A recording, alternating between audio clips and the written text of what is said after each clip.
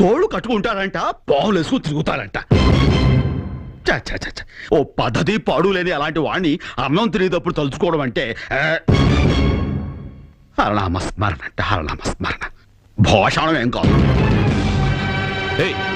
లేపైకి తిన్నాక లెగుస్తాలేవయ్యా, ఆకలి మండిపోతుంది. నీకు పుణ్యం ఉంటుందిగా. నీలాంటి వాడికి భోజనం పెడితే వచ్చేది పుణ్యం కాదు, పాపం. లేపు. వయసులో పెద్ద ఏంటయ్యా వయసు? ఈ వయసులో 10 మందికి మంచేదో చెడేదో చెప్పాల్సింది పోయి నా శివయ్యను నోటికొచ్చినట్టు తిడతావా? లెమ్మంటుంటే. ఆకులో అన్నం పెట్టి లేచిపోమంటున్నావు, ఇదేం పద్ధతి అయ్యా? ఏ స్నానం చేయమంటే ఇలా ఇలా అనుకుని అయిపోయిందన్నావుగా, తినడం కూడా ఇలా ఇలా అనుకుని అయిపోయింది అనుకుని దయచేయ్యా.